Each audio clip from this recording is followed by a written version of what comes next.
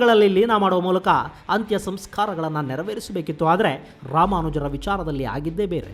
ಗೆಳೆಯರೆ, ನೀವೇನಾದರೂ ಶ್ರೀರಂಗಂನ ದೇವಾಲಯಕ್ಕೆ ಭೇಟಿ ಕೊಟ್ಟರೆ ಹಾಗೂ ಅಲ್ಲಿನ ಪ್ರಾಂಗಣದಲ್ಲಿರೋ ಪ್ರತಿಯೊಂದು ಮಂದಿರವನ್ನು ಸೂಕ್ಷ್ಮವಾಗಿ ಗಮನಿಸ್ತಾ ಬಂದರೆ ಅಲ್ಲಿ ನಿಮಗೊಂದು ವಿಸ್ಮಯ ಕಣ್ಣಿಗೆ ಬೀಳುತ್ತೆ. ಅದು ರಾಮಾನುಜಾಚಾರ್ಯರ ಸಂರಕ್ಷಿಸಿ ಇಡಲಾದ ದೇಹ.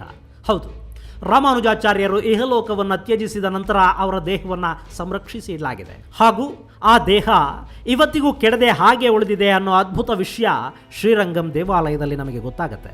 ಶ್ರೀರಂಗಂ ದೇವಾಲಯದ ಆಗ್ನೇಯ ದಿಕ್ಕಲ್ಲಿರೋ 5ನೇ ಪ್ರಾಕಾರದಲ್ಲಿನ ರಾಮಾನುಜರ ಸನ್ನಿಧಿಯಲ್ಲಿ ಅವರ ಶರೀರವನ್ನು ಇವತ್ತಿಗೂ ಕೂಡ ನಾವು ನೋಡಬಹುದು. ನಿಮಗೆ ನಂಬೋದಿಕ್ಕೆ ಸ್ವಲ್ಪ ಕಷ್ಟ ಅನ್ನಿಸ್ತಿದೆ ಅಲ್ವಾ? ಸಾಮಾನ್ಯವಾಗಿ ಯಾವುದೇ ದೇಹ 3 ದಿನಗಳ ನಂತರ ಡಿಕಂಪೋಸ್ ಆಗೋದಕ್ಕೆ ಶುರುವಾಗುತ್ತೆ. ಅದಕ್ಕೆ ಒಂದಷ್ಟು ಕೆಮಿಕಲ್ಗಳನ್ನು ಬೆರೆಸಿಟ್ರೆ ಅಥವಾ ಕೋಲ್ಡ್ ಸ್ಟೋರೇಜಲ್ಲಿಟ್ಟರೆ ಕೆಲವು ತಿಂಗಳುಗಳ ಕಾಲ ಅದನ್ನು ಪ್ರಿಸರ್ವ್ ಮಾಡೋದಕ್ಕೆ ಸಾಧ್ಯವಾಗುತ್ತೆ. ಇವತ್ತಿಗೆ ಆ ಟೆಕ್ನಾಲಜಿ ಏನೋ ಇದೆ ನಿಜ, ಆದರೆ 900 ವರ್ಷಗಳ ಹಿಂದೆ ಅದೆಂಥ ತಂತ್ರಜ್ಞಾನವನ್ನು ಬಳಕೆ ಮಾಡಲಾಯಿತು. ಮಮ್ಮಿಗಳಲ್ಲಾದರೆ ಆ ದೇಹವನ್ನು ಹೊರಗೆ ತೆಗೆಯೋದಿಲ್ಲ. ಹೊರಗಿನ ವಾತಾವರಣದ ಉಷ್ಣತೆಗಿಂತ ಮಮ್ಮಿಗಳ ಒಳಗಿನ ಉಷ್ಣತೆ ಬೇರೆಯಾಗಿರುತ್ತೆ. ಅಲ್ಲಿ ಕೂಡ ಶರೀರಗಳಿಗೆ ಬಟ್ಟೆ ಸುತ್ತಿ ದೇಹ ಕೆಡದ ಹಾಗೆ ಕೆಲ ಸಂರಕ್ಷಕಗಳನ್ನು ಬಳಸಿ ಪಾರ್ಥಿವ ಶರೀರವನ್ನು ಮುಚ್ಚಿಡಲಾಗುತ್ತೆ. ಆದರೆ ಶ್ರೀರಂಗಂನಲ್ಲೇ ಹಾಗೇನೂ ಮಾಡಿಲ್ಲ. ರಾಮಾನುಜರ ದೇಹವನ್ನು ಎಲ್ಲರಿಗೂ ಕಾಣೋ ಹಾಗೆ ಕುಳಿತಿರುವ ಭಂಗಿಯಲ್ಲೇ ಸಂರಕ್ಷಿಸಿಡಲಾಗಿದೆ. ಅಚ್ಚರಿಗೆ ಕಾರಣವಾಗಿರುವ ಅಂಶನೇ ಇದು. ಈ ರೀತಿ 900 ವರ್ಷಗಳಿಂದ ಸಂರಕ್ಷಿಸಿ ಇಡಲಾಗಿರುವ ಆ ಶರೀರಕ್ಕೆ ಯಾವುದೇ ರೀತಿಯ ಇವತ್ತಿನ ಕೆಮಿಕಲ್ಗಳನ್ನು ಬಳಕೆ ಮಾಡಿಲ್ಲ. ಬದಲಾಗಿ ಶ್ರೀಗಂಧ ಮತ್ತು ಕೇಸರಿಯನ್ನು ಬಳಸಿ ಆ ದೇಹವನ್ನು ರಕ್ಷಿಸಿಡಲಾಗಿದೆ. ಇವತ್ತಿಗೂ ವರ್ಷಕ್ಕೆ 2 ಬಾರಿ ಶುದ್ಧ ಕರ್ಪೂರ, ಶ್ರೀಗಂಧ ಮತ್ತು ಕೇಸರಿಯ ಮಿಶ್ರಣವನ್ನು ಆ ಶರೀರಕ್ಕೆ ಲೇಪನ ಮಾಡಲಾಗತ್ತೆ. ಆ ಲೇಪನ ಕೇಸರಿ ಬಣ್ಣವನ್ನು ಪಡೆಯುತ್ತೆ ಅಷ್ಟೇ. ಆನಂತರ ಇನ್ಯಾವುದೇ ಕೆಮಿಕಲ್ಲು ಇಲ್ಲಿ ಬಳಕೆಯಾಗುವುದಿಲ್ಲ.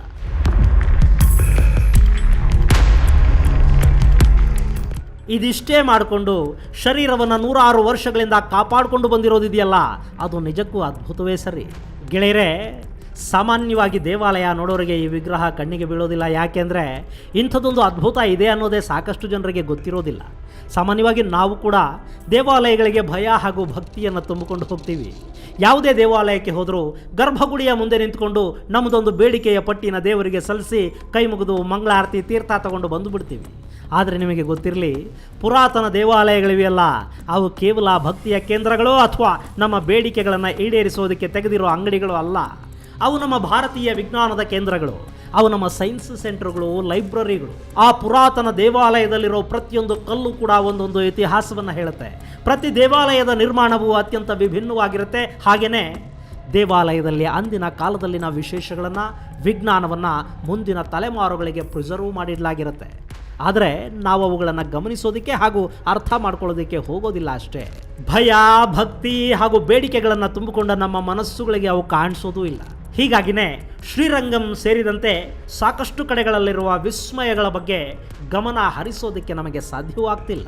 ಗೆಳೆಯರೆ, ರಾಮಾನುಜಾಚಾರ್ಯರು ಆಚಾರ್ಯತ್ರಯರಲ್ಲಿ ಒಬ್ಬರು. ಅವರು ತಮ್ಮ ಜೀವನದ 120 ವರ್ಷಗಳಲ್ಲಿ 80 ವರ್ಷಗಳ ಕಾಲವನ್ನು ಶ್ರೀರಂಗಮಲ್ಲೇ ಕಳೆದರು.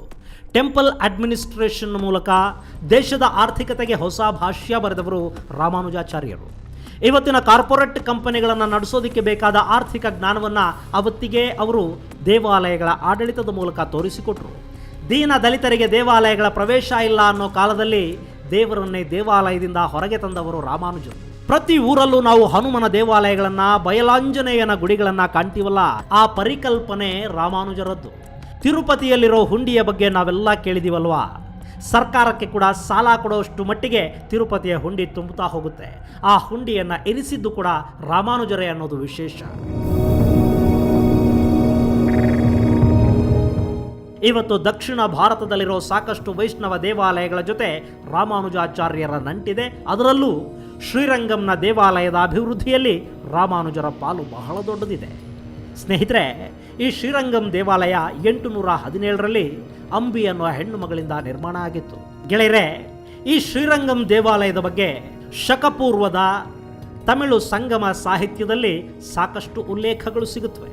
ಇದನ್ನು ಚೋಳ ಅರಸರು ನಿರ್ಮಾಣ ಮಾಡಿದರು ಅಂತ ಹೇಳಲಾಗುತ್ತೆ. ಆ ನಂತರ 1ನೇ ಶತಮಾನದ ಸಂದರ್ಭದಲ್ಲಿ ಪ್ರವಾಹಕ್ಕೆ ತುತ್ತಾದ ಈ ದೇವಾಲಯ ಭಾಗಶಃ ನಾಶವಾಯಿತು.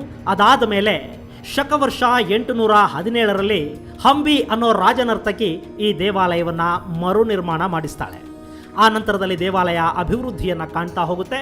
11ನೇ ಶತಮಾನದಲ್ಲಿ ರಾಮಾನುಜರು ಇಲ್ಲಿಗೆ ಬಂದ ನಂತರ ದೇವಾಲಯದ ಸ್ವರೂಪ ಸಂಪೂರ್ಣವಾಗಿ ಬದಲಾಗುತ್ತೆ. ನಾವಿವತ್ತೇನು ನೋಡ್ತಾ ಇದ್ದೀವಿ ಶ್ರೀರಂಗಂನ ದೇವಾಲಯ, ಇಲ್ಲಿ ಸುಮಾರು 6 ಮೈಲಿಗೂ ಅಧಿಕ ದೂರದವರೆಗೆ ಗೋಡೆಗಳನ್ನು ನಾವು ಕಾಣಬಹುದಾಗಿದೆ. 17 ಗೋಪುರಗಳು, 50 ಮಂಟಪಗಳು, 9 ಕಲ್ಯಾಣಿಗಳನ್ನು ನಾವಿಲ್ಲಿ ಕಾಣ್ತೀವಿ. ಈ ದೇವಾಲಯದಲ್ಲಿ 7 ಪ್ರಾಕಾರಗಳಿದ್ದು 1000 ಕಂಬಗಳ ಮಂಟಪ ನೋಡುಗರ ಕಣ್ಮನಗಳನ್ನು ಸೆಳೆಯುತ್ತೆ. ಇಲ್ಲಿರೋ ರಾಜಗೋಪುರ ಏಷ್ಯಾದಲ್ಲೇ ಅತಿ ದೊಡ್ಡ ರಾಜಗೋಪುರ ಅನ್ನೋ ಹೆಗ್ಗಳಿಕೆಗೆ ಪಾತ್ರವಾಗಿದೆ. ನಿಜಕ್ಕೂ ಈ ದೇವಾಲಯ ಮಾನವ ನಿರ್ಮಿತ ಅದ್ಭುತಗಳಲ್ಲಿ ಒಂದು ಅನಿಸುತ್ತೆ. ಇಂಥ ಅದ್ಭುತದ ಒಳಗೊಂದು ಮಹಾದ್ಭುತವನ್ನು ನೋಡುವ ಆಸೆ ನಿಮಗೂ ಇದ್ದರೆ ಶ್ರೀರಂಗಂಗೆ ಭೇಟಿ ಕೊಡಿ. ಅಲ್ಲಿರೋ ದೇವಾಲಯವನ್ನು ನೋಡೋದ್ರ ಜೊತೆಗೆ 900 ವರ್ಷಗಳಿಂದ ಸಂರಕ್ಷಿಸಿ ಇಡಲಾಗಿರುವ ರಾಮಾನುಜರ ಶರೀರವನ್ನು ಕೂಡ ಒಮ್ಮೆ ನೋಡಿಕೊಂಡು ಬನ್ನಿ. ಗೆಳೆಯರೇ, ಗೋವಾದ ಚರ್ಚೊಂದರಲ್ಲಿ ಇಟ್ಟಿರುವ ಪಾದ್ರಿ ಕ್ಸೇವಿಯರ್ ಅವರ 400 ವರ್ಷಗಳ ಶರೀರದ ಬಗ್ಗೆ ಮಾತಾಡೋ ನಾವು, ಅದನ್ನೇ ಒಂದು ವಿಸ್ಮಯದಂತೆ ಕಾಣೋ ನಾವು, ಅದಕ್ಕಿಂತಲೂ 500 ವರ್ಷ ಹಳೆಯದಾದ ರಾಮಾನುಜರ ದೇಹದ ಬಗ್ಗೆ ಮಾತು ಕೂಡ ಆಡೋದಿಲ್ಲ.